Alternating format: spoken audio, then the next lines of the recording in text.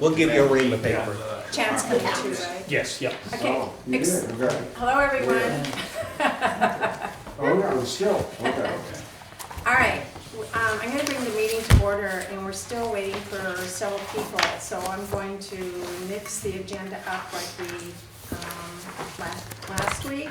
But while we're waiting for them, we'll take care of some of the other things on the agenda. Did you email the agenda? I did. I did not get it. When did you email? This afternoon. And so it's open the meeting, and then one of the things that we didn't do last week was the minutes from October 6th. Have you all had a chance to read them? They've been out for like two weeks now. Yes. So can I have a motion to accept the October 6th minutes? Motion to accept minutes. Is there a second? Second. Okay, all in favor, say aye. Aye. Okay. And then the other thing is Dan and I were glad to serve, but you should have a say in it. So usually Jim would open the meeting and ask for nominations, and anyone can step up if they would like to. We're kind of doing this late in the season, but anyways, we'll get it done now. Okay. Well, we'll go ahead, the meeting's open, but we'll go ahead and open it for nominations for chairman of the budget committee. If appropriate, I would nominate Diane and Dan would stay in their positions of leadership. We have a motion for Diane to be chairman and Dan to stay vice chairman. Do we have a second? Second. Second from Mike. Everybody. Mike, okay. Everybody, so we'll call for the question if there's no comments. All in favor? Aye. Unanimously elected. I didn't think there would be a rush to sit up here. Congratulations. And obviously thinking. Rudy, was there any problem with the election integrity? Were we okay? We got more smart people over here than Mrs. Diana come in and said, they are the one today I kind of shake. Okay. Yeah, just grab a chair, Roger, right there. Thank you. So, see, the other thing, I guess I'll just, if you're waiting for Chad, can you go ahead, or do you want to Again, start? start, without or him? if you want to wait, if you have other things, feel free to finish up what you need to. Well, the only other thing is just to remind you that we have a meeting next Thursday, 5 to 7, and I believe it's in the Tower Room. It's going to be for the Opera House. No? Field Room, excuse me, the Field Room. I'm going with on my, okay. Yeah, I went to the tower room today. Make sure it didn't. Yeah, I know. why you get your I did make a copy. Yeah. It is. The Opera House and the welfare are going to be the departments, so if you would please do that, prepare questions for the Opera House and welfare. And there'll be other items on there that Lori and Jim will be addressing, like the, listed down below here. Let's Debt, see. legal, and. Legal and, what is it, revenues? Let me see, revenues. Oh wait, do I have it here? Jeez. Debt service. Okay, legal, revenue, revenues, state school tax update, and those sort of areas of the budget. So if you want to take a look at those, and Lori and Jim, do you want us to submit questions on those areas, or would just questions around the table be Question around the table, we're fine. okay? All right. So that is that, and. But if somebody wants to, that's okay too. I don't Yeah. want to interfere, okay? So that's the November 3rd, but November 10th, we're actually going to be meeting with the police department, and they'll present their budget, but they have requested that we submit the questions to them Thursday before. We normally do a Tuesday, so on November 3rd, which is Thursday, that's a week before their presentation, if you could have the questions submitted by then. I'll send out more information, but I just wanted to bring it to your attention at this time that that was a request from the police. And they do have the guns and the tasers, so if you want to just walk around. So, I only have a hose. Exactly. Not much I can do. 2 days, he gets a week. I got a couple hand tools, but you guys probably have those too. So, welcome, Thank you. and if you would like to proceed with your budget presentation. Yeah, and this is, I'm kind of going through based on, kind of what we submitted here and stuff, and, I know you guys have a copy of the budget. I got some questions that I made sure that I was able to talk with you guys about, and on the beginning was kind of the budget line increases that we had kind of come up with during the year. Just a quick question, Chief. Yeah. Are we dealing with the ambulance 4215 or the fire department 4220 first? I've got the fire department, the 4220 one. Okay, The one okay. that is first up in mind. All right. So, Page 77. So, right, 77 to 81 in your detail packet. some of the increases that took place there for example, 635 and 411, which are gas and oil and heating fuel. Those were the general increases that I went with from the direction of the town manager to increase those by about 33%, just based on what the market was for the increase for those that took place back in August when we started putting the budget together. Those are where those numbers came from, was just based on what last year's budget was and increasing it by that percentage point. And Stephen, did we determine on the water and lakes announcement if their percentage was of the entire bill or just of the? I went to call them, if you don't know. No, we don't I know. went to call them at 3:05 and their office closes at 3, so I will have to get Yeah. back to you on that. Sorry. No, you're good, that's fine. So that's where those increases kind of came from. Obviously the same thing with the electricity. That line was just was a broad brush of what the increase was going to be based on what the national average was at that point. Going through on line item 291 for uniforms, there was an increase done for last year based on the one-year contract that they had that increased just due to the cost of uniforms increasing. And I increased that by about $1,000, just covering some of the call staff that I have and stuff, and just to make sure that we had enough money to cover uniform replacement for the department. The overtime that we increased by was kind of, and I worked with Lori a little bit on that, just between the EMS and the fire budget as to how the overtime is kind of divvied up.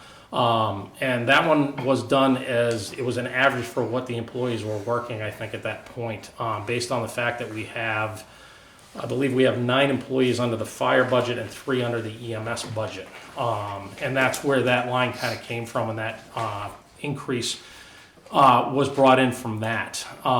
One of the big drivers for overtime that we've had in the last couple of years, and I know there's a lot of questions on that, the way in which the shifts actually work, basically I have 3 that's my minimum. There's 1 day a week that I have a 4th firefighter that's on, which is I believe that's a Thursday is usually what that day is. Everything else is with any of the PTO time they take or anything like that, or any vacancies we have, that's where the overtime gets triggered from. Going through over the last 5 years, there's been a vacancy, at least 1 every year, that the fire department has dealt with. And that drives the overtime as well, because with that person being there, that obviously affects the overtime. So that has been a driver in the overtime. With an open position, I believe it's about $80,000 a year that if you will, open position will cost for overtime. It comes very close to what the full-time salary is for a firefighter. The other thing that came up was at last year's overtime that we had, I believe it was about $50,000 that was paid out and reimbursed to us from the Public Health Network for the vaccines that were done, where the staff was doing the vaccines for the communities in the northern area here. And that was reimbursed to us at the end of the year. And that's where the overtime that's one of the big drivers for it, is that open vacancy. And it is PTO time that they do take off throughout the year. Can I so the reimbursement from the Public Health Network, did that cover all of the overtime or the coverage for distributing the vaccines? Yes, that was all the overtime that they worked to actually deliver the vaccines and stuff, and the work that they did on that was that was how that, I believe it was $49,000 was what that line item was, what that was expended that they reimbursed us for. Okay. And that would come under unanticipated revenue, so it doesn't go directly into the line item. So you just see the 100% of the expense, not the revenue or the reimbursement side. Yeah, I was just trying to figure out if the expense, if the revenue coming in completely covered the expense going out on the Yes, vaccination. on that one for the vaccinations, it did completely cover it. Did the revenue come into the department or into the general fund? It gets pulled into the general fund because the department is part of the general fund. So it's not reflected as income as the EMS item is reflected as income? As income to the general fund, yes. Yeah, not to the department. No, no. So the department shows a loss. Well, the overtime line item in the fire department, which we're talking about now, there is no revenue that goes to that. If there's revenue, it goes into the EMS side. But again, you will see the true costs. We go to another page and can find where the anticipated revenues are, based on potential calls with patients, what we get from coastal billing. medical contracts we have now with a couple of towns and all of that. But strictly for this one in the fire department, is Mike saying, he's even did a study going back, and you can tie almost every hour to the fact of either a vacancy or workers' comp or vacation or sick time. Somebody is out, and so if you have a department that needs to be manned at 3 and you get down to 2, we can't turn around and say we're closing the fire department that day because we don't get a person. So, I mean, it's an unfortunate necessity of a 24/7, 365-day a year business, is that people do take time off, they do get sick, sometimes they happen at the same time. Somebody could be on vacation and then somebody else calls in sick, so, that's just where that pull comes in. And so I've told Roger, because Roger and I have talked about this for 16 months, as a city and town manager, there's nowhere I haven't worked that overtime is usually a hot button with elected officials. And if I had a way to tell Roger that I could fix that, I would have done that 16 months ago, and it would have saved him coming in and seeing me every 2 weeks when the pay period goes out. And secondly, if I knew how to fix that nationwide, I'd be very, very wealthy, because every city and town basically faces the same issue, especially when you've got full-time professional fire department, in terms of there. So it's So cost of business. The 96,000 then represents how many hours of overtime? Sure, chief, I don't know. Figuring, I see most guys are about at 22 bucks an hour, 23, so I'm thinking 33 an hour, is that? Yeah, you would that go be time and a reasonable? half is what you'd add on to that, That'd so be that might be reasonable. kind Yeah. of at least a ballpark. So that represents about 3,000 hours then, the 96,000. Divided by 33 Not the full-time person. is, I guess, let me see if I did this right. Oh, he's very close. It'd probably be like 2,900 and Right. change. Yeah. Yep. Yeah. Yeah, about 3. So if all things were equal and you could plan on that, another person would be worth it, but But then you We have fell the for that insurance, once. the benefits, the Yeah. retirement, all and the the fixed other costs costs. to Yeah, go yeah. We with. fell for that once and that did not Yeah. work. Yeah, and I guess that would be the one thing I'd ask for clarification from you when you say one more person, as to, there's a lot, in my history of doing this, a lot of times part of the solution, or the solution to the problem is they'll put bodies towards it, which when like I have 3 people per shift, someday there'll be a need for a 4th person.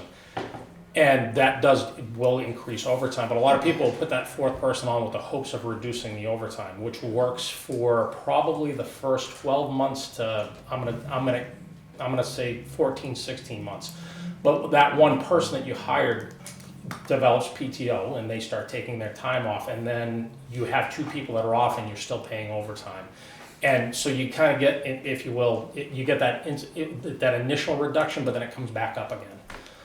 And it takes a couple people to reduce that, so that if you want your minimum staffing to say be 3, you almost have to have 2 or 3 people per shift in order to reduce that overtime, so that you always have 3 people that are on. And what happens is with the cost of the benefits and stuff, it drives the cost up quite a bit, and they're almost equal at that point. So do you have 3 people per shift, 5 days a week, 7? 7 days a week. So that's the minimum staffing is 3 people 24/7. Yeah, okay. And usually the only way bodies work is if you go to a full 4, they call 2 in, 2 out. But you still have overtime built in, but the fact that you would add a person to each shift, so if one's out, you can operate under 3.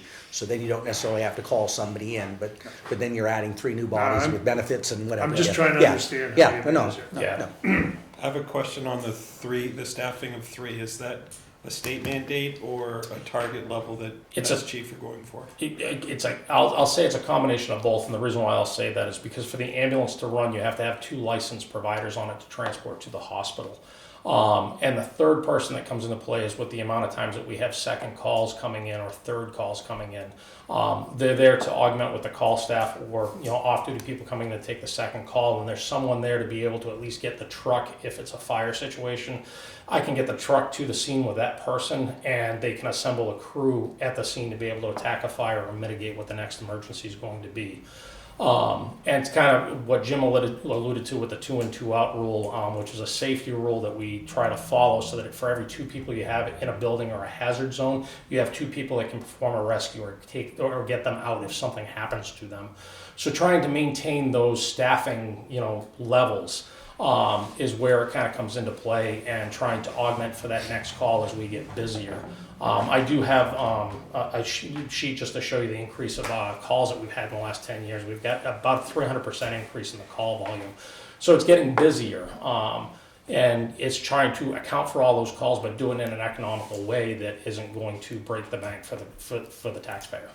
So sometime you'll explain the 300% increase on the call volume and what kind of calls they are. Yeah, we can kind of break those calls down and stuff. The majority of them are the EMS calls and stuff that we're seeing. That's the trend across the country is that the EMS calls are kind of rising. The fire calls rise too, but just not as quickly as the EMS calls. And Diane, I've asked the chief and Chad to kind of put a monthly report together. Yep. It just summarizes the number of calls Yeah. that month and how they broke down to provide to the BOS. So that could just be kind of an ongoing, so you actually see what the Right. volume And so is and how many you're it's happening. going to start that, you just recently asked them to. Yeah, Correct, yeah, that's something in the yeah, last yeah. month that we've just Okay. talked about trying to do that so that it's not, basically like a 1-page report that kind of explains what the activity is, what's going on, the call volume that we're at, and those type of things without getting into too much, information that just is gonna be confusing for everybody and is more of the fire jargon, if you will, that will create more, if you will, issues. So, just to go Yeah. back to your staffing really quick, on Yeah. something you just presented. So you said 9 fire and 3 EMS, but they're all on the same salary schedule. It isn't a separate. Correct, they're all, Okay. they're all, I just wanted to verify that. yeah, kind of breaking an EMS and a fire budget down and stuff is kind of something that's new to me because I'm used to it's all in one fire department budget type of thing, and it's always been the job of the fire department type of thing. So we didn't I'm not used to being able to break things out for an EMS department versus a fire department, if you will. So that's part of monitoring where the expense is Correct. and the coverage. Yeah, and I agree Correct. with him in the departments that I've had where we've had Yeah. EMS. I mean, it's just considered the fire department. Yeah, And so I sort of, I think I asked for that last year, just so Yeah. we could see what EMS costs are doing. But I agree with combining them yeah. in terms of actual work. Yeah, one of the issues that we have is when we break them down by, if you will, we have 3 people that are assigned with the EMS department from when we brought on EMS and having the fire. They cross over so often to, if they come in, if they're forced to work an extra shift or come back and are covering a fire call or they're covering an EMS call, there's no easy way to actually break that down to try to split costs and kind of separate it out. And that's where it becomes really hard to say that fire costs X and EMS costs Y. Yeah. That's what I was trying to get to, so we'll never know the true cost to run this ambulance service. We can look at it based on what the budget was when they took over the EMS and what the budget is now, and kind of some of the things that we know changed in the cost with supplies. the EMS, the ambulance, the ambulances themselves, the equipment that's on them, some of the supplies that we buy for that. Those type of things we can kind of track a little bit to say that this is where the increases were and this is what happened. The personnel costs, we can look at what the personnel costs were then as opposed to what they are now. And as the call volumes kind of go up, that's where it gets a little rough of trying to say, okay, what's driving the cost? Is it EMS, is it fire, is it a combination of both? So the call volume log will really help us understand this a lot more, basically. Yeah, depending on what you're looking to get out of it, yes. Yeah. Yep. So since you know that it's gone up 300%, you have, how many total calls do you have from Where- last year? For last year, I believe last year was 1,200 and, damn, exact number. Last year was 1,276 calls. And that's total fire and EMS? And EMS, correct. And this year, we're on track. If we continue on what we're doing, we're gonna finish out just under 1,600 calls for this year at about 1,580. You said 1,600? Yeah, Yeah. Almost, just under. yeah. And how many of those are ambulance? I'm gonna guess of those, you're probably looking at about 70% of those being medical calls.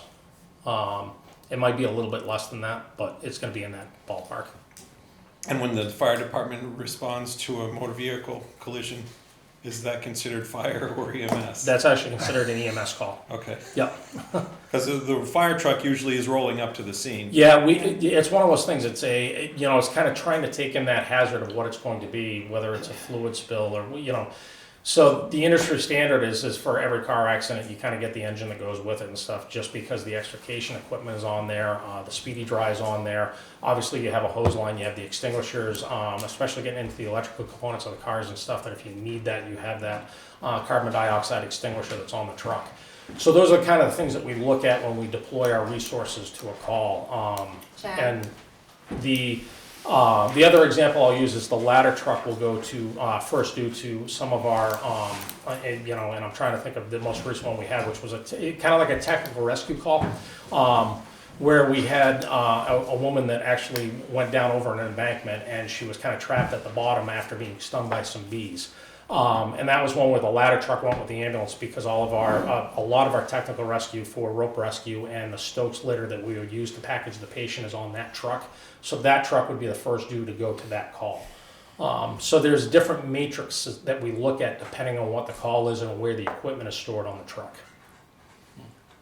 So, continue on with your presentation, because I- we're gonna bombard you with Yeah, questions. I'm good with questions, and it's like the more information I can give you guys, I appreciate the questions and I appreciate educating everybody on it, so. Let's see, just going through the fire budget, the next one was insurance for the call firefighters. Set up a separate line for the budget process, the annual policy renewal for life and disability. The full-time staff kind of has their own, if you will, benefits package that goes along with their salaries and benefits.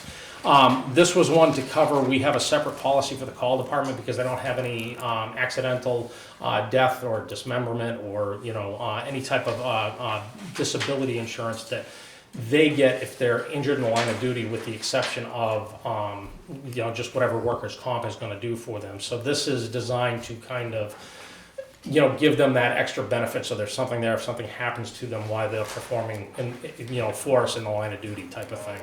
And the most recent one that we had with a renewal on that, with a use of that, was when Bill Sensabaugh had passed away. There was a life insurance policy that was there that was given to his family for that, so that came out of that. But that is kind of a small dollar amount for what they're actually doing and for what we're trying to do, get them to do for us. And it kind of goes into that retention for the call department to kind of keep them around and give them some benefits. I think it's a low amount of money for what we ask them to do.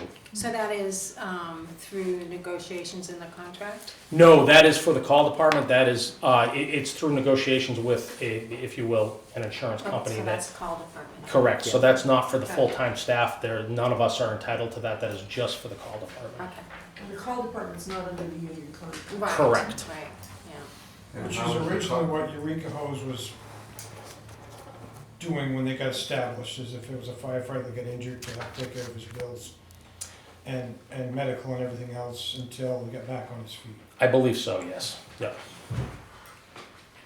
And how was the call company doing? The call company, we're trying to breathe some life back into that. I believe one of the questions I had was how many did we have at the end of last year and how many do we have now? At the end of 2021, we had about 4 call firefighters.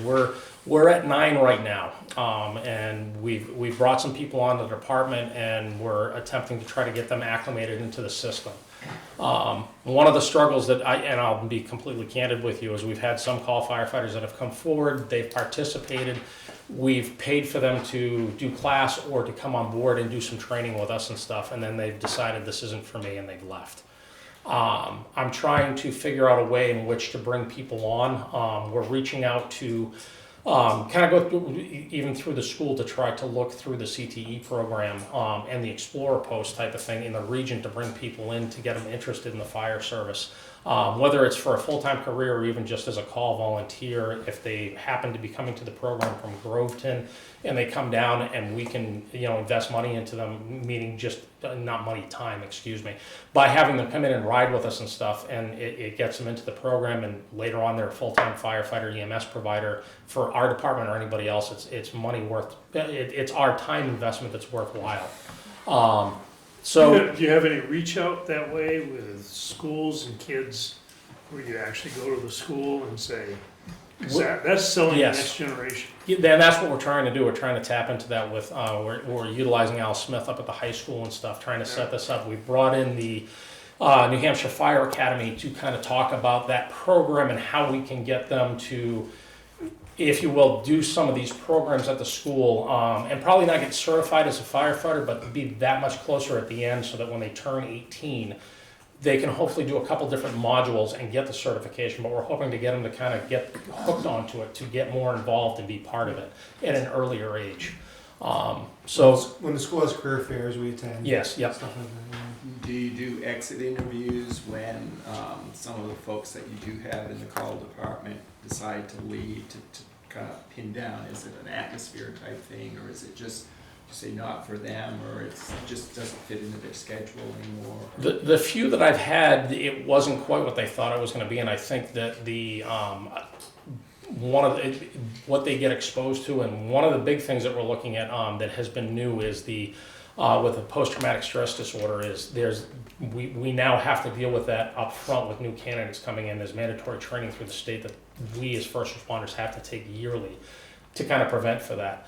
So one of the things we're finding is that as we talk to people about that and we kind of show them some of the things they're going to have to see, that tends to be something that they kind of back away from and say that's not something that I really, now that I'm seeing it and I'm looking at it, they go on a call and they kind of see some of the things that they're going to be up against. That's where I think they're starting to say this isn't for me. It's not rescuing the kitten out of the tree. Correct.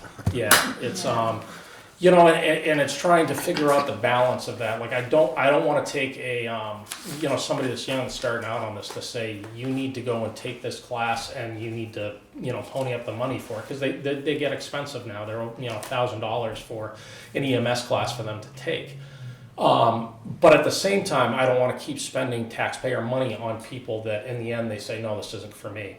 So what I'm looking at doing is trying to do something along the lines of, if they can take the class and we can reimburse them after 3 or 4 months of commitment to us at the end, that may be the way to get them involved. We are trying to get people just to come in even beforehand to kind of ride along with us, see what's going on, kind of learn what's going on in the fire station, what they're going to see, what the duties and responsibilities are, with the hopes that that's going to help them to make that decision as well. I don't begrudge anybody that says that they can't do the job because of what they're going to have to see. I just want to figure out a good way of doing that, that allows them to be able to, modestly be able to say, I can't do this, and do it in a way that's tactful. So, yeah. We just updated our call company policy as well, as far as like engagement, involvement, that type of stuff. Yep. Trying to make it more. So how many of your call company firemen live more than 20 miles away? I believe I have 2 right now that live more than 20 miles away. One of them being it was a potential candidate that we were hoping to be able to use for full-time employment, and that probably isn't going to work. I don't see the commitment there. That was my hope is that by bring them in, and part of the problem is that the one true requirement that we have is called CPAT, which is the Candidate Physical Ability Test that is run by the state, and it's basically a nationally recognized certification.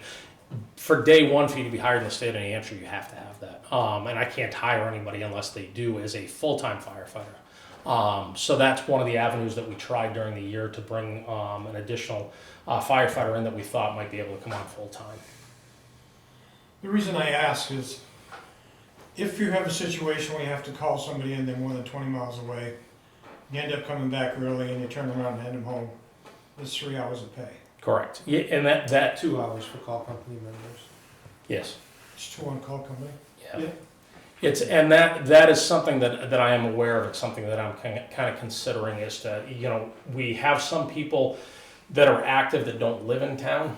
We have some people that are interested that aren't necessarily town residents that are interested in being on the department.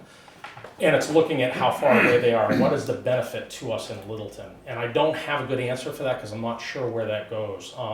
It's kind of looking at the regionalization process and how to do that and whether or not that's a good candidate at that point to look at and I don't have a good answer on that just because I'm not sure where it goes. John? Yeah, do you have any communication with some of the companies and potential employees there being also call-ins? I know when I ran a facility, we used to do that, and we said, yeah, go when you have a fire, and it worked out pretty well. Yes, I don't have any of those relations. I've had conversations with some of the employees, not necessarily the business owners. And New England Wire is one of them in Lisbon that I know that they're phenomenal, and I've thanked them personally just because Lisbon has come over mutual aid for some of our fires, and they support that with their call staff. And I would love to have a company that was able to do that for us because I think that would be a huge benefit. I think that's part of one of the draws for Lisbon for the staff that's over there that I know that I've talked to is that keeps them active, it keeps them acclimated in the fire department. And as such, they're aware of what's going on with the trucks, the apparatus, and the equipment and stuff, and they don't lose those perishable skills that if you don't use them on a regular basis, driving the truck isn't something that you can do in January and not be active and come back in October and be able to drive the truck efficiently. So those are things that if there's a way for me to do that, I'm happy to do that. You could try reaching out to some of the companies in the industrial park and just see what you get for a reaction. No, I appreciate that. You could also say, just let's talk about your fire needs. So make it a two-way communication. There's one place we've been to fairly regularly out there that maybe would see that type of benefit. That benefit. When you have a call company that's called for a fire, do they go directly to the fire, or do they go to the station and then the fire? Typically, they go to the station and then the fire unless they're passing the scene of the fire on the way in, but all of their gear is kept at the station. One of the changes in the last, if you will, 20 years that has kind of come along is the gear tends to be, and I'm sure you guys have heard about the cancer awareness and stuff that comes with that. The gear holds a lot of those carcinogens in. We wash them and stuff to try to get them out, but they're finding that's not always the case, that it doesn't always come off the gear. And one of the things we're trying to prevent is from them taking that home because we know there's also that exposure to the family, to the kids that want to play with the gear type of thing. We're aware of that in the firehouse where years ago we'd let the kids wear our gear. We have gear that we've washed, decontaminated, and it's out of service to be able to put onto the kids and the public when they come in just because we don't want to share those carcinogens, and we won't share our gear, if you will, with the public just for that reason. And the same thing holds true, we try not to send it home because we don't want people, we just don't want the family being exposed to it. Makes sense. So, jumping along, the heating pellets, those were removed from the budget. And, I had some good questions from you guys on the pellet boiler, and I can't really speak to the pellet boiler because that was kind of installed before my time here. What did happen last year is we were having a high usage of propane at the firehouse for the heating of the hot water system and stuff that heats the building. And the highway department was using a lot more than I think that they were supposed to. So we had Peter Cooper along with representatives from the heating companies that we were using that kind of came in to take a look at the system. And one of the things that came out of that is that the water coming into the fire station was coming in and being heated by our propane system because it was cooler in the pellet boiler than it was in the station. It would be heated and sent out warmer back to that, and it would sit there and cool off and then come back in. And these are just snippets of what I understand of the system. So the recommendation was to shut off the fire department and use it for the highway department because there was a possibility that that was engineered so that it was actually too small of a system to be able to do the two buildings that we have. And that shutting off either the fire department or the highway would be a more efficient use of the pellet stove and the heating system. The reason why the highway garage was kind of chosen is because they use that to heat their floors along with part of the building. So as far as I know, that's been a success and it worked well. And I believe that's going to be used for the highway department right now and not for the fire department. I don't know if you have any more information on that than I do. Did that answer your question? Yeah, so they sized it, the engineering study that they spent, the 130,000, they sized it too small? So how do we just step it up to the next size so it works properly? Well, I don't know, so not being an engineer and trying to recall what I've been told by people we've had to come work on the system, is that the highway garage uses a radiant heat system which doesn't require as high of a temperature water, essentially. It can mix, and we use a traditional system, and when the modines kick in, they withdraw too much heat from the system, which causes our propane furnace to kick on anyway, and then we're actually returning water back to Public Works at a higher temperature than we received it, which causes the pellet boilers to begin to shut down, which then circulates the propane fired water over to the highway garage and kind of So if I understand this right, it's a continuous loop that goes through both buildings.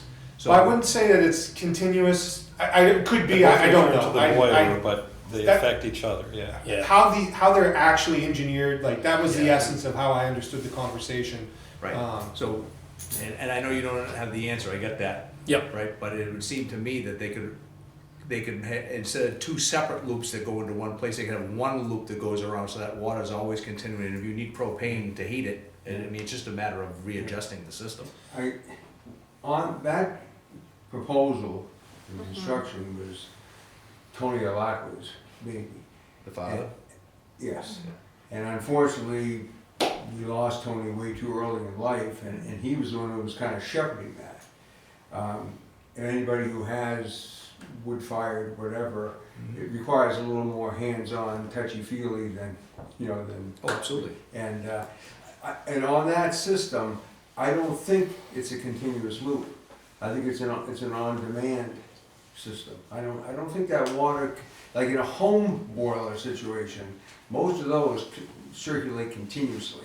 No, it turns on as you need it at home. It's not always going. It turns, when you turn it on, the pump goes on and circulates and the heat heats it. The home wood boilers circulate continuously. Okay. Right, as opposed to. Mine doesn't, Steve. You got it. Mine just maintains the boiler temperature, and you turn the thermostat, and it heats the house up. Right, so With an outdoor wood boiler? No, it's an indoor wood boiler. Okay, but the outdoor wood ones. They might, I think they call on a circulator pump too, on the outside ones that'll actually, when your thermostat calls for heat, it'll pump it in.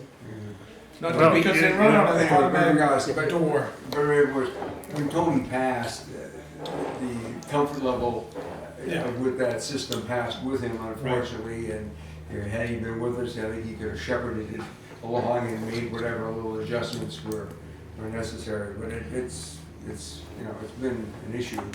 It's an expensive enough system where somebody should be able to step in and figure it out. Right, and that was my point, not to beat it to death. No. I think an engineering firm could come in and recirculate your water, so now everybody gets an equal amount of water. If you need to turn on the propane to give it a little boost, then you get that. So we had the original engineered drawings from Eaton, if I remember correctly, but I can't quite recall. And we sent that to a tech group that is used to working in systems of this size and Sure. whatnot. The answer we got back is just use the propane boiler. You're gonna be much happier. So it may be one of these things where it's like technically possible, but it doesn't always kind of work unless you have kind of somebody that, you know, Right. really understands it. It just, I mean, the techs are telling us like, it's just not worth it. It's mechanical science, and That's if you really wanna decide what to do with a system like that, you can. You gotta engineer it, and you gotta call the right people. That's right. I mean, It's that kind of thing, and I would bet the boiler you have isn't enough to do both buildings thorough. I think when they did the study, that's what they found out. There was a lot of good people working on the study and with the recommendation. Unfortunately, I think it came back and they discovered that the system that they put in, within the first year, they discovered that it wasn't sufficient to cover all areas. So unfortunately, that's what Yeah. I happened. believe it's actually 3 boilers as well. It's at least more than one. Well, it's all engineering. If you really wanna do something and combine them and avoid gas Mhm. instead use pellets, then you could engineer something, but you'd have to do a study. So it is completely engineered. Like I said, I believe it was by Eaton. I had a copy of the plans, and I probably still do in my email. And that's what we sent out. Like, we don't understand why this isn't working. Can you please look at this? And they came in and made sure. At first, it was a thought maybe a check valve maybe had been installed incorrectly or something like that. They came in and looked at some of those types of things, and they're basically like, the engineering just doesn't work. Like, So it sounds to me like we did an engineering study, probably paid $100,000 or more for it when it was originally built. when it was originally Yes, built, yeah. and it was wrong. Well, I think Well, it that's was a- kind that's of a- new, it was, yeah. I'm That's a doesn't very work. blunt thing to say in a public forum, I recognize that. it was a new But that's what I keep understanding here. Yes. And then, so we went to a technician, some tech firm trying to figure out why it didn't work, assuming that it was right. And they said it would never work because it seems like it's engineered wrong, Or too small. or too small, I mean, which when we just, an engineer would essentially should catch that it's too small, when we. unless we added the space So- after it was engineered. So the more the way that it was explained to me, too small, like we have to do heat storage because of the different heating systems. If we had a radiant heat system or they had a Modine system, where the issue is we're running 2 different building heating systems out of one Yeah, it's just a minute. pellet boiler system, and that's what they basically said, like, that's. So back to a budget concern, has Yeah. anyone gone for That's what I was gonna recourse ask. against What- the, yeah, what is it? I was trying to get there. Okay. Anyone go on, is there any recourse to the engineering firm that have made a mistake, or it would cost us more in legal fees to try to recoup that mistake? When was that, 2012 maybe? When Yeah, was the we're- public It works was a building long built? time ago. Oh, it So should've been can that, you okay. tell, Jim, can you tell me how all the buildings are heated in the, so No. you had the fire department is heated by Propane. propane, the Department of Public Works, pellets. Pellets. And they probably- Police I think they department. have a propane bag. I believe the police department is propane Propane, as because well. they're buried They're tanks. Propane. as Yep. well. Okay. Town hall is You know, you might, HVAC system, yeah, which the, I don't think it's a budget committee issue, but you might have an opportunity for some synergy Yeah. there with those Yeah. departments all there and a re-engineering of the whole thing. You may have, it may be an opportunity, but Absolutely. obviously you're At not the gonna very get it on this year's budget. So, no, and not being rude on that. I mean, we can redesign and there might be some great engineers, but what does it have to do with the numbers that we're trying to deal with? yeah. It's a $200. Yeah. So, the other thing, Don't reduce it. we just heard that the school got a very good deal on their propane, so if you can hook onto that deal, or this year or next year, then that may make it less of a Yeah, concern anyway. we're locked into 2 different, I'm trying to think of the name of the company, is it Rhymes. Rhymes? Yeah, Rhymes is one, and I think there's another, but we've got 2 agreements, and we're locked in through, Well, let me just tell you Like what they have. next spring, So next when you go spring, back, yeah. when you Yeah. go back, yeah. And you can say- Ryan's is no more.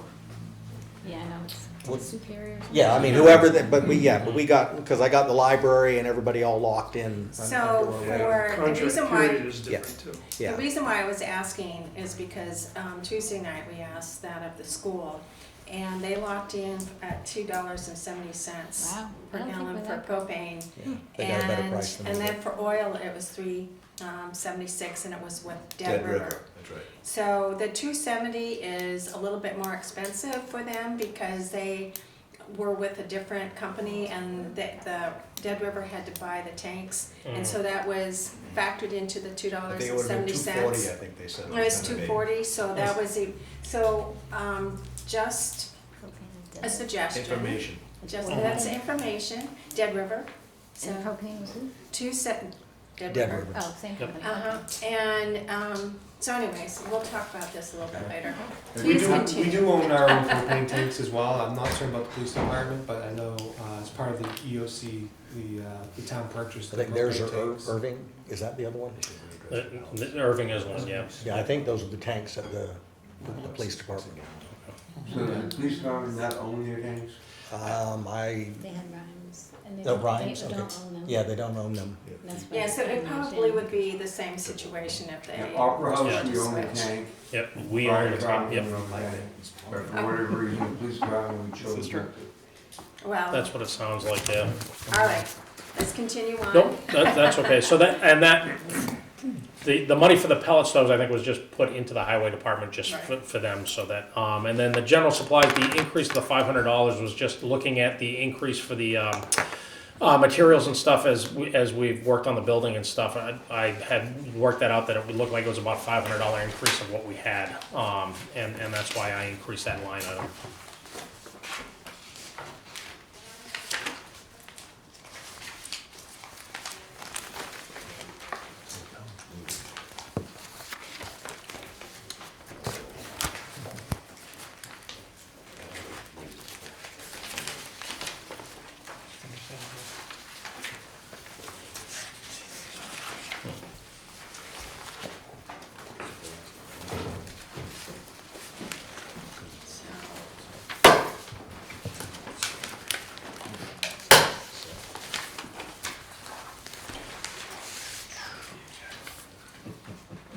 Ambulance. Yeah, I was just looking to see if I had the ambulance explanation sheet, thank you. And that's on what page, let's see, 72. 72, thank you. Page 72 in the detail packet.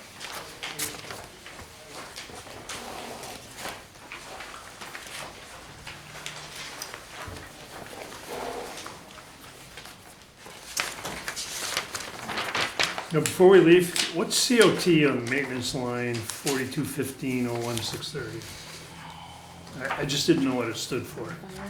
Oh, is that the cot maintenance? Yes. Stretcher. Yeah, the stretchers for the ambulance, they're a power Okay. load system and stuff, yep. Yeah, and the last question I had was Twin State Mutual Aid, budgeted zero on that. And I'm wondering, do we ever have expenses with that or not? Was that a zero increase or budgeted zero? I think I saw it budgeted zero, in fact, maybe I'm mistaken. Yeah, that, do you know which line that was? Well, I got it right on this page.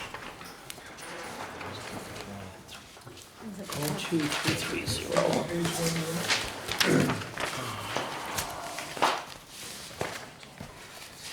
Oh, that's out of the dispatch. Dispatch, yep. Oh, that's dispatch. That's not. Yeah, I That's a don't know why, dispatch? yeah, Yeah.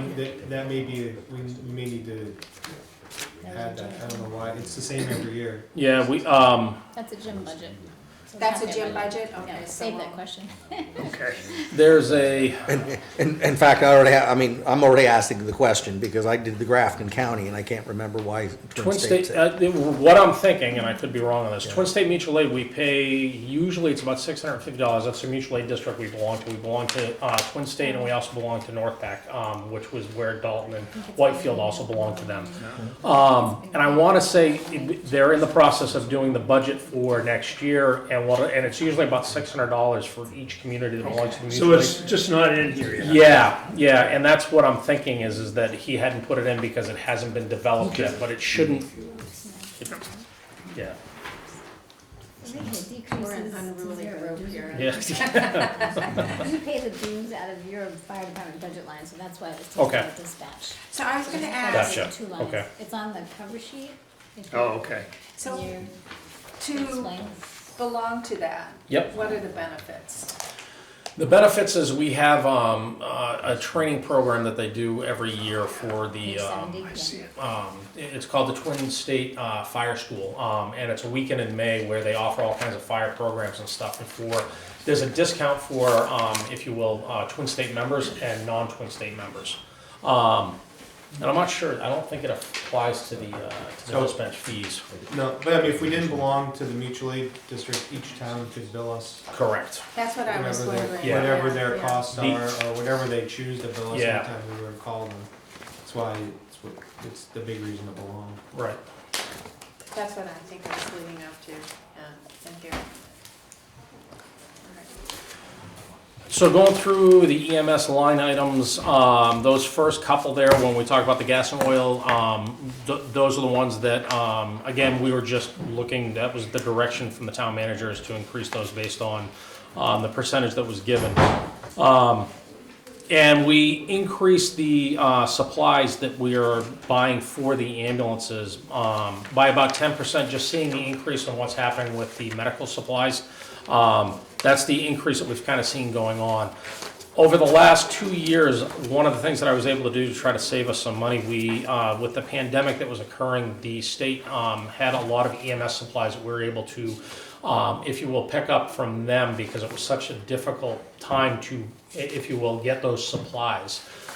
They were purchasing it through the COVID emergency and dispersing it to the fire departments for EMS response. We were fortunate enough to be able to go down there and use a lot of that, get some of that equipment for gloves, some of the first line medical equipment that we used on all calls. So that way we didn't have to sit in the, if you will, with the shortage that was going on, it would have taken months or a year before we saw some of that equipment. Their buying power was able to get that for us, and there was no cost to us for that. We're kind of coming back into that where they're not going to be doing that anymore, and we're looking at trying to make sure we cover the costs for the EMS equipment that we need. So those are consumables? Yes. Yeah. Yep. So, and that's 10% up because of the increased call volume. It's the increase, it's the projected increase in call volume that we have, and also with the increase in the costs that are coming with them just because of the inflation that's occurring. So how does that, I guess, relate to all the Franconia calls that we're doing? The Franconia calls that we're doing, we're billing Franconia for those, for the calls themselves, and also for the insurance company for the calls that we transport on.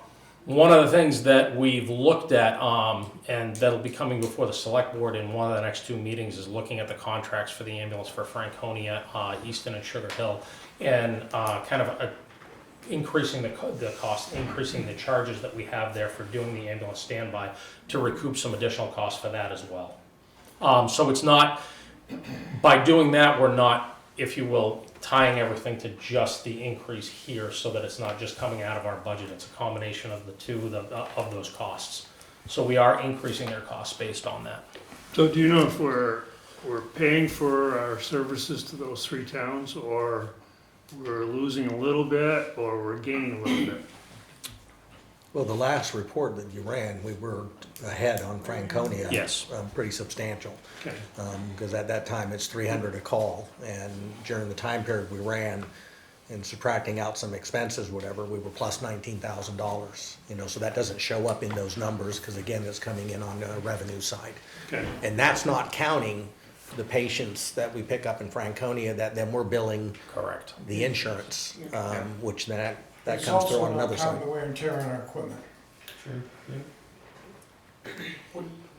When we send the ambulance out there, who's covering me? We have one person that is here that is on that 3-person staff, and then we're calling in off-duty personnel to come in and cover with that person. So that's part of the So- overtime? Is it So- part of the charge? Do you So, charge them so for that? when, so we incur overtime to call somebody back in. Are the other towns covering that? That's part of the fee-based system that we have. So by charging them the $300 for every call we go to, for Franconia, that's covering the cost of the personnel, the wear and tear on the truck, and then the reimbursement of charging for the patient transport. So talking to Plymouth Ambulance Service, which is an in-house service in their fire department, Yep. they cover Holderness, Ashland at $72,000 a year. Mm-hmm. They also, Both each or just one? each, Each, okay. they cover Rumney at $54,000 a year. They cover Bridgewater at $16,000 a year, which is not many people live in Bridgewater. Mm-hmm. They bring in $250,000 to start before they even get going. Mm-hmm. Do you know what the call volume is for those departments by chance? I'm supposed to be getting that. I got Okay. another sheet of paper coming from them in the call volume. Okay. But I know they have 10 firefighters, EMTs on staff, a chief and assistant chief. Yep. Go ahead. Just that, I would say that we're outpacing that in Franconia alone right now. So what, Those numbers, what does the our town, numbers are. what do we charge? Just a minute. Go ahead, sorry. So I believe we just billed, we bill Franconia quarterly. And it was either $21,000 or $29,000. We just sent them a bill for, just for the last quarter for responses. So, we're billing above whatever Holderness or those other communities. Now, they may not have the same call volume, so that's an important piece of the pie, but just in general, like as just a starter. Mike, go ahead. I was just, what's the contract for For- covering those other For towns? Sugar Hill, is that what you're Any of the asking? town, whatever, what do We we cover charge? Sugar Hill. We cover Sugar Hill and Easton. I think Sugar Hill right now, if memory serves me correct, is about $25,000. And I believe it might be a little bit less than that. They do about 40 to 45 calls is what we do down there during the course of a year. Easton is around $13,000, and if memory serves me correct, I think they're about 15 calls a year, if I remember correctly. Just round numbers. Yeah. If it costs Sugar Hill 30,000, we're covering that plus some? Does that cover? You're asking, are we making money or Well, not? the people of Littleton shouldn't be Subsidizing. subsidizing Agreed. Yep. because they're not paying enough money. So are you saying that it's a certain flat fee to just connect with the Littleton and then $300 per call, or is that? That's what we're doing with Franconia right now, because unfortunately with Franconia, they're a system that has kind of failed, that they came to us to ask how we could do this. And this was a way in which we were going to make revenue to cover those costs, that if Littleton was going down there, that we made the cost to cover everything so that it was providing the service, but So also, the $300 was designed to cover the cost, the Yep. revenue from the patient. I don't want to say it's frosting, because I mean, even if you're getting 21 cents on the dollar, but that, no, I know, Yeah. but that is just, so we didn't count that as the revenue to go in and say, okay, how many patients are we tying in? But we Yep. were counting it as a cost for that vehicle to leave here to go down to Franconia. Is it Because possible? not every call is gonna be transport. Correct. correct. Correct. So you can't, but we should make sure that Mhm. our Okay, residents aren't subsidizing some other town. so that's a good question. We always, every year, I get mixed up on transport and And transfer. transfer. So can you explain both of those Yep. again for me? So for us, in the fire service lingo, transport is a 911 call where we transport somebody from the scene of an emergency to the hospital.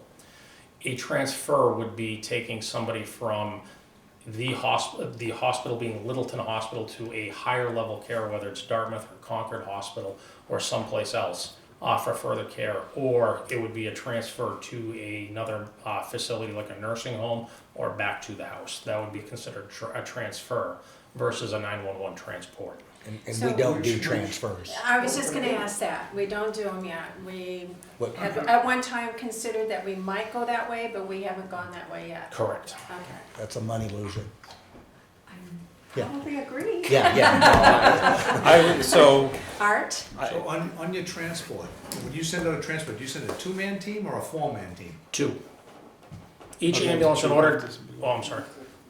Yeah, the ambulance has to transport with two people on it. You need two licensed attendants, one to drive and one in The the reason back. why I ask is that earlier you said when you go out to a call, you send a four-man team, 2 men to go out and 2 for to possibly So retrieve. we don't have that, that's the ideal model nationwide, we don't That's have that. That 2 and 2 out is the model we have, when we go to a scene of a building fire, we have to adhere to that. So if we only get 3 people that show up and nobody else is coming in, unless there is somebody that is trapped in the building, life safety trumps everything else, and at that point, we do whatever we have to. But if the house is on fire, no one's trapped, if you will, by the guidelines that we need to follow, you have to have a minimum of 4 before you make entry.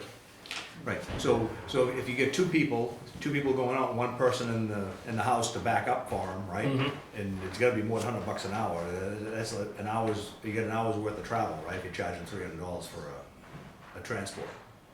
Oh, you mean going to Franconia? Yes, It's gotta be more than that, it's gotta take more than an hour. for the call, the call itself will probably be an hour to do. I'd say about an hour by Is the it? time they're in service. From dispatch to the call, they could run out on another call right from the hospital at that time, just off the top of my head. Some may be a little faster, occasionally a little bit slower. We'll do whatever we need to meet the patient needs. Oh, sure. Yeah, No, so- my concern wasn't the patient need, it was the town need on the other side, are we charging enough? Yeah. If we have a flat rate, that might not cover So everything that we have, all the costs. the rate was really, there was a crisis and it was spilling into Littleton. And we just said, hey, how about you pay us $300 per call and we'll cover it. And while they have started committees and how are they gonna fix their problem? So the idea was never that this was, in this, that price structure, that it was a thing to stay. It was, we're gonna get through this crisis so it doesn't spill in Littleton, which it has been. And because with the mutual aid system, if they call us, we still go.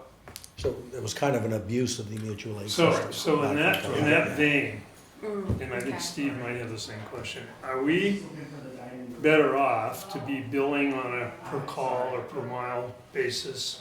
Or should we try to get some town synergies and somehow pool our resources? And is there any talk in that direction? Yes to both. Kind of looking at it, one of the things, as I said, kind of coming up with an end to this being the March town meeting for the citizens of Franconia and stuff to make their decision on what they want to do. One of the things we've done is we've talked about kind of like, the pooling of resources. It's like, what's the best way to do things from a regional standpoint? And it's not something that can happen overnight. It's going to take a couple of years, but it's doing things like using that purchasing power, being able to reduce, fleets and stuff like that by utilizing resources that exist. Do you have a sense that anybody's talking about it, or is it just everybody's independently doing whatever they do? That we're talking about it because the EMS systems outside of Littleton are having a problem standing up. Okay. So the discussions are taking place, and I think we had this discussion last year where Yeah. we do have some fire chiefs that are not. I don't know how to say this politically, but they Or diplomatically. yeah, they want to be successful, and they are very driven to do that. So as we have the conversations, we're kind of moving in that direction. Okay.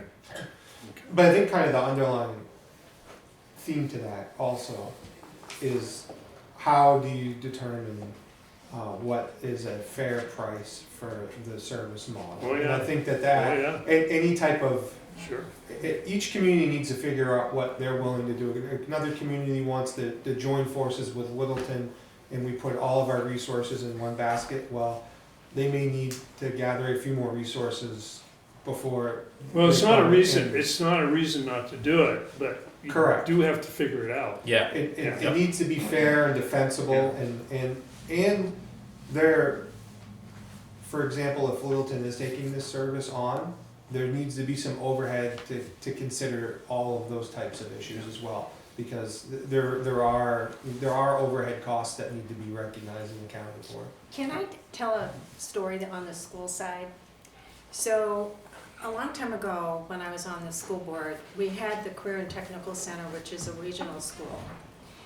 And every year though, we were the only ones, the only community that had to pay for any repairs to the building. It's a regional school. And so there was a method, the state had provided a method for us to collect some fees, but our school district had chosen not to go down that road. We also have to figure out the expense to the building and how you maintain that building. If you increase your fleet, if you need more bays, if you need all of this, that has to go out broader. So that was the That's all the overhead I'm talking about. gist of my Yes. story. Yep. You have to think of, if you're gonna be regional, you have to also include those Correct. expenses. Completely agree, and that's been my track record in the past, where when I came here, I had done a system like that, where we had done some deep dive into all of the overhead involved in providing the service, to try to identify all the costs involved, so, yeah. So, how much money have you set aside to run this ambulance service for a year? For what the number that we're using? Yep. Where I believe we had chosen, we're at 580, I believe is where we're at. You mean for the, Somewhere I saw $630,000 to run the ambulance for 2022. Is it in here? Is this? Yeah, I think I remember that number. Roger, 630 is a deficit, in other words, costing us that much more than what our revenue is What gonna be page is that on? Oh, on the well. other Is side. that what you saw? No, no, I'm asking you, that's what when you say 630, 630 is the shortfall of revenue vis-a-vis expenses. Okay, thanks. I just thought that was the money that was set aside to keep the ambulance service going for a year. But as it's. The dollar figure, Roger, the dollar figure is $439,430. That's the budget. That's the budget for the ambulance.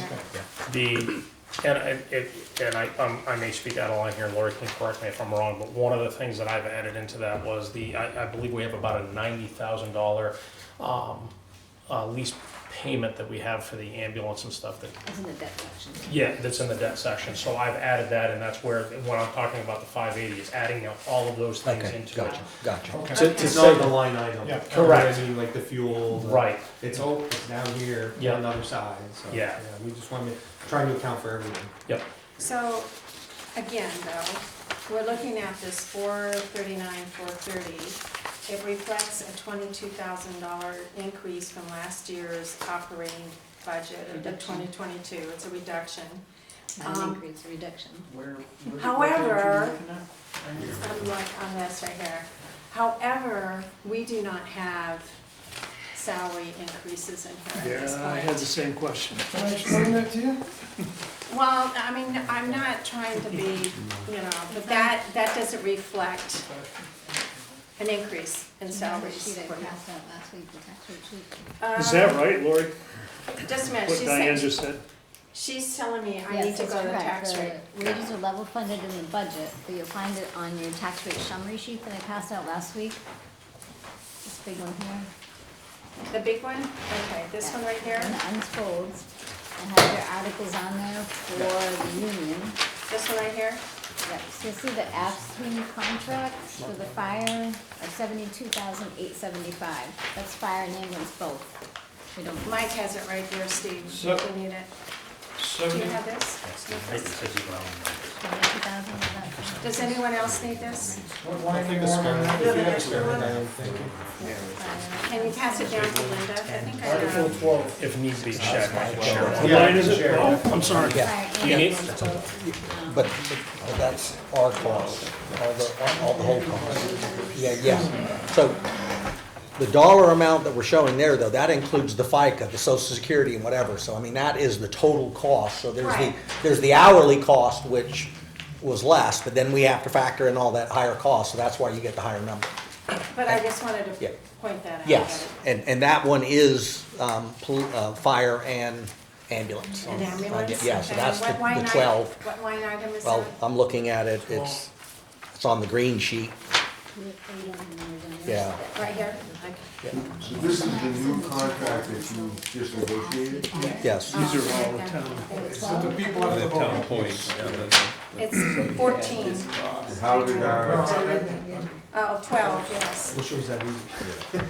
how did our interviews? 12, it's 12 for that. I'm losing track of what we're discussing here, to be honest. Yeah, me too. I want to support Mike's sentiment of the citizens of Littleton should not be subsidizing the ambulance service of other towns. And I also, assuming that we're running a fairly efficient department, it costs us $500,000 to run our department. Give, you know, 430, but then there's the fuel and these other, Yep. so I'm rounding up. Yep. So my suggestion to the Board of Selectmen, because it sounds like this next, the contract to help for Franconia and Sugar Hill and Easton is coming up in the next month or so. Yes. I would suggest you to remember that they don't have a whole lot of choice. We could charge them $50,000 plus the cost of each one. If it costs us $500,000 to run our EMS service, then what are they going to do? Then why can't we find somebody for 200,000 to take care of those? Exactly. Right? That's what I'm getting at. So the charge, it's blunt and not very political or diplomatic for me to say this, but we kind of have those other towns over a barrel, it would seem. So asking them to pony up 50 grand plus the 300 for every call, Year 3 and year 4. just to throw out numbers, seems like something that's somewhat reasonable. It's 10% of what our cost is. Because on that, it goes back to my story about the Career and Technical Center. Yeah. They're taking Some of- advantage of us. Some of that money went back into a reserve account for future repairs. So you have to kind of think along those lines. So it's not only for what the costs are for this year, it's kind of have to factor in the future as well, so. There is a little bit of a distinction there, I understand what you're saying. The cost structure for Sugar Hill and Easton was pre-existing, it definitely warrants review. Yep. It was developed by previous contractors, EMS contractors here in Littleton, that the town of Littleton agreed to allow that contracted EMS provider to go to those other towns, and that's what they built, and we kind of carried that forward. Franconia is a new thing, and because it was a new thing and we're just helping you out for a little bit, but we need to cover some of our costs.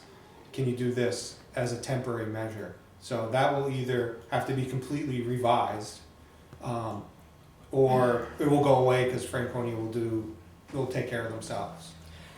The Sugar Hill Easton relationship, it's not very long ago that those were maybe $3,500 a year. I couldn't speak, I don't feel like that's the case, but without having the history in front of me, I wouldn't want to say you're wrong, but. They were very, very low. So I mean, obviously there's been a mechanism to bring them up. Well, and the mechanism that we have is we looked at the call volume that we do, and based on a per call rate and stuff, where Littleton's doing about 1,000 EMS runs, and Easton's doing 15 EMS runs throughout the year, and Sugar Hill's doing 45. That's one of the numbers one of the reasons why their numbers are as low as they are. Franconia is probably going to be somebody that's going to be a lot higher because their call volume and we're trying to get this information to look at it, but we're looking at about 270 calls is probably what that's going to generate throughout the year for us. And so we're factoring that in, and as we renegotiate the contracts coming back before the board, is to share the numbers that we've come up with and how we've kind of structured this.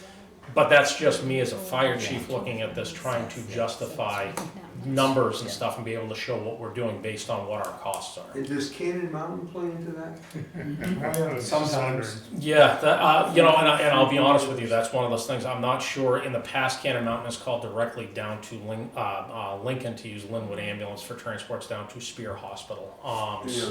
Yep. So we don't always have good data there because Correct. There's been a blind spot for the last couple of Yep. years.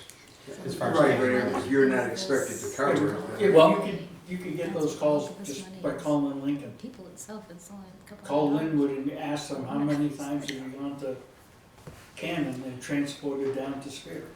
They'll give you the number. But any hiking accident, rescue, Excuse me just a second, sorry to interrupt. We're gonna lock you guys in.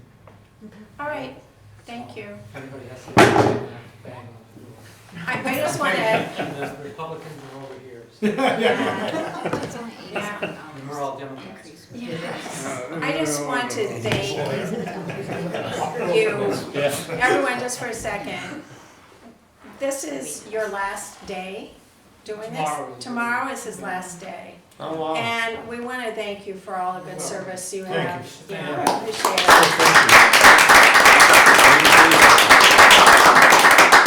And they're having something for us on the 17th, so maybe you can all come. All right.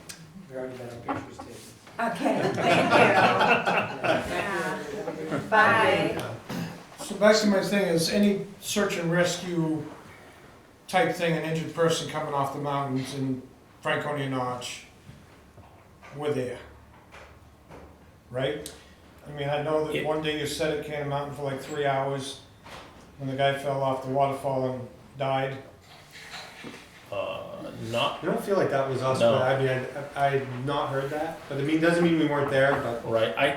I'll be honest with you, I'm not aware of us sitting down there at any point in time for 3 hours. The longest that I know that we've been there was a injured hiker on the Appalachian Trail that they picked up. When I say they, it was the National Guard picked him up in one of the helicopters and flew him to the parking lot, and we were there for probably about 40 minutes waiting for them to land and load the patient. I'm not aware of a time that we were there for 3 hours. We probably waited for like 20, 25 minutes for a guy that, another gentleman that fell rock climbing, but he was alive. Right, which those guys, the other one that I heard of is, I guess, when they got him out, he was deceased and you guys couldn't transport it, couldn't take him in, wait for the, I guess Ross had to go and get him. So I feel like that's probably not accurate only because the search and rescue groups are pretty good and typically they call us with a 30-minute ETA. Yep. So if he was deceased, they wouldn't call us. Yeah. So that, but I'm not saying that you know, something unusual could have happened, Yeah. but it does. That doesn't sound like. Typically, and I think it's one of the things that this area is kind of blessed with that the rest of the state doesn't necessarily have is the PEMI search and rescue team that goes up and takes the people off the trails. They've done a lot of call-outs over the last 2 years. And I know when you get south of the Notch, a lot of the fire departments are there doing it as part of the mutual aid district and going up and getting them and helping fish and game because they don't have an active like we have here with PEMI. And like Chad had just said, they'll go out for hours to bring these people out, and we're not on standby for it or anything. They'll just call us when they're about 30 minutes out to pick the parking lot of the trailhead they're going to meet us at. And I know when the parking lot's down in the lower part of the Notch in Lincoln, they'll call Linwood to come up and Lafayette Campground. Yes, that yes, is yep. Lincoln, yeah. So this whole thing, Go ahead, John. this whole thing, it seems like we want to be sure a little. I sort of agree with John's sentiment about we shouldn't be shortchanged by helping out other towns. On the other hand, we don't want to be exorbitant in our charges too. But we want to be fair about it, and we want to really recover what we have for costs. You have several components of costs. You've got your wear and tear and equipment that Roger mentioned. There's a cost, it's further to Easton than it is to in town here, as an example. Yep. You've got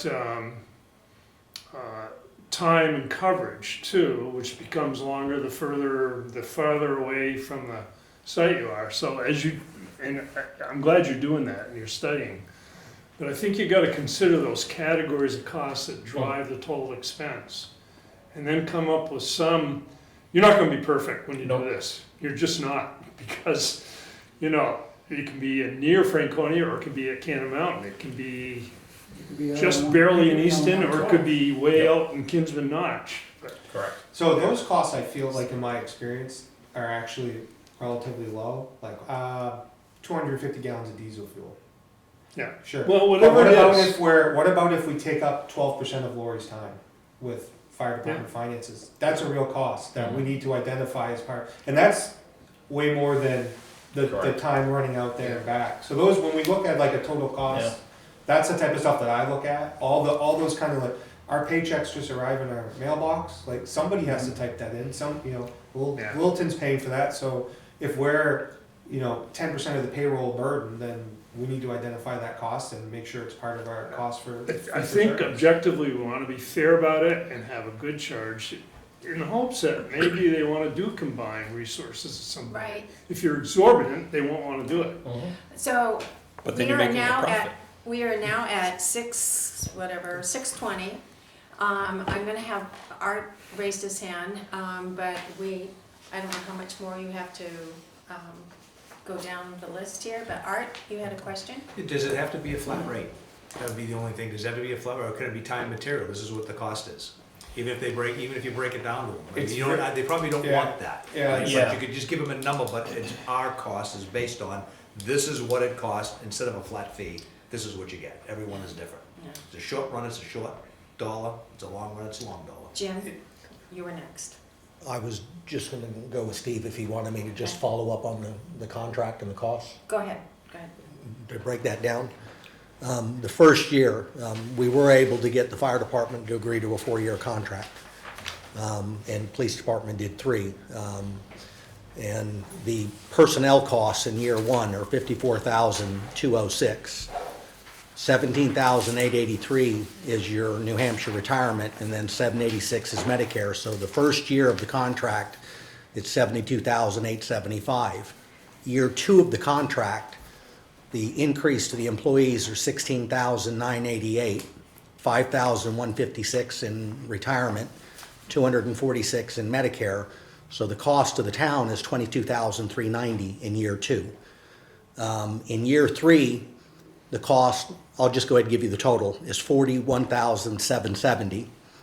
And year 4 is $43,669. The 41 and the 43 are comparable numbers to what we had the previous 3 years with the union. So the biggest hit is the first year, and you'll see that both in police and the highway just because of the inflation aspect. But we, like I said, dropped down to $22,390 next year, and we went with probably a little bit higher rate in the 4th year just to incentivize them to agree to a 4th-year contract, but it's still averaging out to about 4.5% increase in year 3 and 4. And why is the second year so low? Because they are just taking a step increase of 2.5%. And no raise. And no raise, yeah. So I'm kind of a little bit apprehensive to start into the contract. Yeah, I was just Okay. wanting to Yeah. explain when somebody threw out the number, so they know that it's, Right, so, yeah. and they've been approved and voted on by at the budget, the board of selectmen, so they are public. So we're gonna have to, Yeah.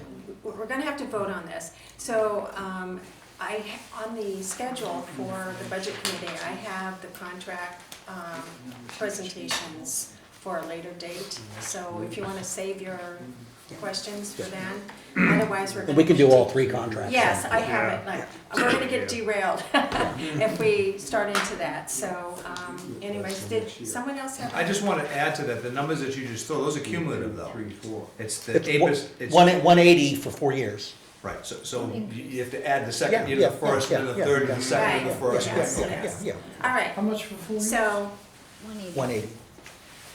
yeah, No, it's more than 180 because it's $72,000 each year. It's Yeah. 300. No, 72,000 the first year. No, you're still gonna pay him the $72,000 the second year, the That's third right. year, and the Yes. 4th year.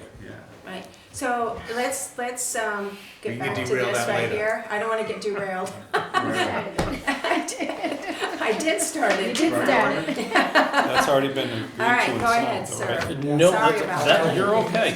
Already over, it goes to the vote and the townspeople. Townspeople. All right, can I have your attention, gotcha. please? And going down through, I can't remember where I left off on this. Looking at, one of the things we removed from the EMS budget was the part-time positions. Just because I don't have part-time EMS people. It's not something that's there, so it was kind of, after talking with Jim and Lori about it, it was to remove that from the budget. There was the communications, telephone communications. that was an increase based on what we're doing with our phones and our technology and stuff for the ambulances, and that's the FirstNet system that we have for being able to transmit the 12 leads and to communicate with the hospital and to be able to have the ability to reach them by phone wherever we are. We talked about that annual PM and cot maintenance that we have for the loading system into the ambulances. The vehicle maintenance and repair, just because that line item's going up, I'm sure with the inflation and stuff, the cost of the maintenance and stuff is driving that as well. The trucks are getting a little bit older, and obviously the maintenance is gonna go up when that happens. And the dues, licenses, and subscriptions that we have for the EMS certifications and stuff, that was the base on the $500 increase to line 670. How many miles do we put on the ambulance per year? We'll come back to that. Let me look it up. All right, I can tell you what it is today and we can do some math and figure it out. yep, fair enough. And if you can't figure it out today, you can send it to. Yeah, that's fine. Yeah. I'll get you an answer here just a minute. Okay, so then. It won't be a perfect answer and I'll explain why. Our- Capital items? Yeah, I was just Yep. turning into that. Okay. I didn't know. So, I realized it was on that last page. yeah, Yep, there you go. right there. Do you have the ambulance one though? There's one Yes. on the ambulance that you just. Yeah, there's one right here on the ambulance, so 300,000 for. Oh, yes. 20 But that's 2024. I don't know. Yeah, I think it's. Oh, let me hand that back to you. I'm so sorry, Lori. Well, actually, that's why I was asking about mileage, Yeah. Yeah. because I was looking ahead at So, this. so for the ambulance, in Yep. 2024, they have discussed ambulance replacement. Yep. Current lead time is 2 years for a new ambulance, so. Yeah. And then, that's on page 76, and on page 81, we have the other, for fire, for the capital. Yep. Okay. So in speaking specifically to the ambulance, where that's kind of on there for 2024, right now the lead time for apparatus and ambulances and stuff, we're at about 2 years right now. And my guess is that's going to increase as we go. The good thing about it is if we actually order one, we don't pay for it until it actually comes in unless we want to do a prepayment on it and stuff. But it's kind of looking at the industry standard of, how long we keep the ambulance for before the costs start to go up. With the patients in the back and the ride system and stuff, the suspension that starts to go, we have what's called a liquid spring ride back there that keeps the patient comfortable. And again, it does depend on the mileage that you're putting on it, the call volume that you have, but on average, they start to look at about the 8-year time frame of kind of moving those to a reserve status, and then after about 10 or 11 years, replacing the truck. So that's where that drive is kind of coming from, is kind of anticipating, what's going to happen with the truck and having that 2-year or 3-year window of getting a vehicle in. I know right now, one of the things I was looking at was the capital reserve that we have, where we're paying that lease payment of $90,000 for the, I think it's 90,000, it might be a little bit less than that, but for the ambulance right now, was that when that comes off the tax roll and stuff, that could be something that could be brought to the voters at that point in time to be looked at, so that it's not a huge spike to the tax rate because it already exists, or if there's something else coming off the tax rolls that it kind of replaces that a little bit. The only thing with that is by the time we get there, Mhm. the rest of the budget has increased so much that, so it's almost better to just set up a reserve account for, The capital reserve? yeah. Yep. Historically, what I found with that as a capital reserve, trying to keep up on that is usually, and anything that you make in a capital reserve obviously goes towards a truck, that last year payment, whatever it's gonna be. And it's kind of, right now we have, I think, $1,000 is what we're putting aside, so I think I have $3,000 in the capital reserve for fire apparatus, and it's, those are going up about 7 to 10% every year. We're at about $600,000 for a fire truck. It's just that we're not going to catch up with that, so it's kind of, and I'm kind of just looking for direction as to where we want to go with that, with a capital reserve of putting. Well, we're making a recommendation because you do now for the Mhm. fire, for the police department at 50,000 a year.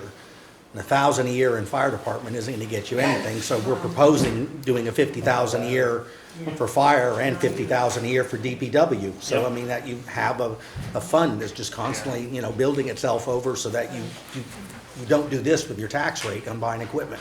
Well, I We think proposed it last year and it got cut back down to $1,000, so whatever you guys are willing to Yeah, do. I remember that discussion. Yeah. I think we tried to increase it last Yes, year. we did. It started We- out What we very did, we low. recommended 10, we recommended 10, Yeah. and it got back to Voted down 1,000. at At the deliberative session. the- Okay, well, Yeah. I do remember. well, I'll stand out with my sign, election day. Well, when you have only 100 or 150 people in a deliberative session and 6,000 residents in the town, those 100 and 150 people are deciding what goes on. Hopefully they were right 150. Yeah, well, last year it wasn't. Maybe it was. Right. It depends on which um, side. I know that, again, every year I ask this of the budget committee members. While I'm sunning at the beach in Georgia, I hope that you all attend the deliberative session. You need to change your vacation day. Attend the deliberative session, please. It's hard to move February. Anyways, any more? Nope, I put on there the 1994 F-150 pickup truck that we have, just at some point that is going to come to end of life just because it's a 1990. So it's just identifying what we have for capital and stuff and kind of putting it out there that, you know, kind of trying to fit this into where it's gonna be. That won't be a 2023 warrant article. No, Yeah, he has it yeah. for 2024, just ahead. So I don't have any more questions. Do any of you, John? Seeing these numbers for the ladder truck and the engine, and the reason that you roll out the ladder truck or the engine is because of the gear on it. Is there any possibility you could buy a $100,000 vehicle and outfit it with enough equipment so you don't have to roll out the $1.3 million every time there's a problem? Part of that comes down to the space needs that we have where the station, you know, it's fitting stuff in. It's like looking at replacing that pickup truck. It's like I'm at a place where between the engine, the tanker, the two ambulances, and the ladder truck, there's not a lot of room to put anything else in it. And the 1990 F-150 with the utility box is just short enough that it fits in. And if I get a new vehicle, it's not going to fit in the station. So getting another vehicle like that to kind of, you know, put the rescue equipment on and stuff, it's kind of one of those things. Is trying to figure out what vehicle we can put in there and you know what we need. The ladder truck is kind of an essential tool when we have fires and stuff in the downtown area. You know, it plays a huge role. And I get the not wanting to roll it on those other calls, and that is like one of the things I can look at is I can do a rescue pumper, which it increases the value or the cost of the truck, but I have more room on that pumper to be able to put some of that rescue equipment, and that is an option in the future that I can look at doing. Again, The question wasn't about, well, we don't need a ladder truck. No. So the comment of we need it Yep. for downtown, that Yep. completely separate from the Nope. question. Send the right piece of equipment. No, I think that goes Yeah, back and to so how do you get the right piece? what I was trying to illustrate. You have to put some money away for the building and that. So if you need Yes. extra bays, you're gonna have to factor that into whatever you charge Yep. other communities. Now, I agree with John, you don't wanna rake them over the coals, but we have to be realistic too. Those are needs that are coming down the road, Yep. and it's better to pre-plan than get caught Yep. behind. And I will be honest with you know, it's like looking at grants for, you know, doing the ambulance service and stuff like that through different avenues through the government and stuff to be able to assist with infrastructure is something that we're looking at as well too. And again, it's one of those things, it's like just identifying the things that are out there that we need. I think one of the questions was about the $2 million, you know, for a renovation to the station in the future. It's not because we're looking to expand the equipment that we have, you know, and get more equipment. That's not what this is about. It's about fixing the facility that we have. And I'm basing this off of a previous document that I have from my predecessor that I think it was a $1.2 million expenditure that he had over, I believe it was about a 10-year period. that ran through this time period. And it was never acted upon, but I was kind of using that number extrapolated with the inflation and trying to find that plan. I haven't been able to find that plan, but I do know that like the windows in our station need to be replaced. And I understand that's not $2 million, but it's getting into the other thing, like the floor tiles are coming up throughout the station and stuff. We have sections of the floors that don't have tiles on them and stuff because they've all flaked off and they're just that old. It's worn, it does need some work. We need some, it doesn't meet some of the ADA requirements that we have, and some of the gear decontamination stuff that was, when the station was built back in 1988, I believe is when it was built, it hasn't been updated since. So it's looking at those type of things, and that's where that $2 million number came from. I'm not sure that's accurate. I'm basing it off of a number that was there. I haven't talked to an architect to see what it costs to come in. I don't want to go down the road of having an architect come in and charge the town $300,000 for a study to look at what we need at the fire station. I'm kind of hoping to do it with local people kind of looking at it saying this is what the station needs and this is what it's going to cost, and using Eric Oliver from the town to kind of assist with that and stuff too. But I was really hoping to find the previous plan to be able to say this is what it was and this is where the number came from, but I don't have that. It doesn't exist. So the question I would have with Eric Oliver is that he visits all of the town buildings, right, to basically figure out what is needed? Well, he has two roles. 50% of his job is assisting with building maintenance, and some of that was actually doing it, but some of that's evolved into him helping the department get the contractor or helping with the contract in place. The other side of his job that people don't see is the wastewater treatment plant discharge permit process. And we can discuss that when we do the wastewater treatment plant, because I think because you have businesses in town that discharge into our wastewater system, and some don't have a discharge permit. Some have permits and they haven't been checked in 10 years. So he was hired as a dual role, so half of his salary is paid out of the wastewater treatment plant, and for the first number of months that he was here last year, it was almost he got 100% tied up in the building maintenance side, and so finally I've gotten him to the point where his duties are now split. What's your question about him though? My question, is like, even at the school system, we were really depending on the janitors to come up with a plan on how to do, the maintenance, and it was out of their reach, out of their realm. So I didn't know what Eric actually did, because we do need someone that can go through and present to the Board of Selectmen, present to us as well, what some of the needs are, because as I said, the Board of Trustees at the library, they don't know that much about getting their parking lot paved, You have to connect it to someone who really knows and understands the subject. So I'm not quite sure, you know what you need, but you also need assistance in bringing that together. Yeah, and that level, meaning consolidating, getting information, I mean, Eric could be part of that, but that is probably beyond than what And I just didn't understand what his role qualifications was. Okay. and were. In fact, even staff didn't realize when I had to put the brakes on the fact of, I'll just give an example, Parks calling up and saying, oh, we need some bleachers fixed and what have you. It's like, okay, there's another 50% of the job here that the board will be seeing in November. We'll be bringing them a new wastewater treatment plant ordinance to upgrade that. And then Eric's job is going to be contacting every business in this community that has a wastewater treatment discharge permit and going back and checking their testing and how are they doing it. Are the restaurants having grease traps and all of those things. So there's there's a big portion of his job that is tied in. I'm impressed with him so far. Well, it's just kind of good to know what. But to say he could sit down and go to Mike and come up and say, okay, we need a $2,000 fire station. He may help with some contractors and some people that we'd work with on that, but what that I'm wouldn't be saying his. is we need to get someone who can actually help with that kind of stuff. Yeah, I was gonna say, that would be amazing. All right. So that's about cut. I'm sorry, I have to go do my other job. Flooring though, that should be regular maintenance, select board. He shouldn't have to wait for a $2 million renovation or upgrade. He should be coming to the selectmen going, my floor is falling apart, I need it fixed.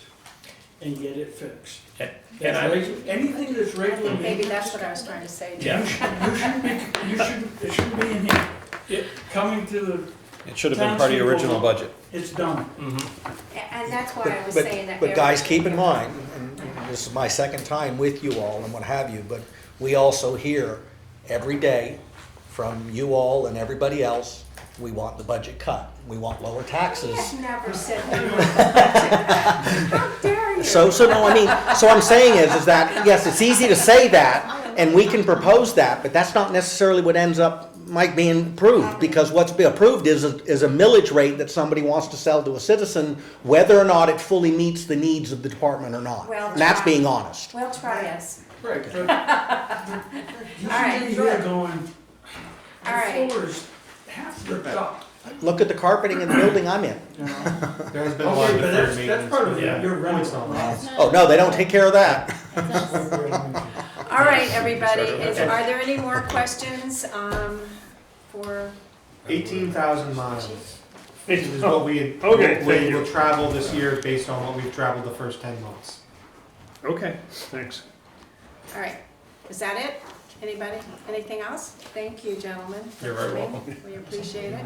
If you have any questions, follow-up questions, if a burning question pops up at midnight tonight, you can email me. Just call the fire Yeah, department? just call the fire absolutely. department. The lieutenant on it's. Email me because I still may be having a margarita. Might be on the second one. Yeah, or third, Roger, you got it. I thank everyone, I appreciate it. and Motion to adjourn? Second. Second. All in favor? Aye, thank you. I'll put that back. Just Sunday.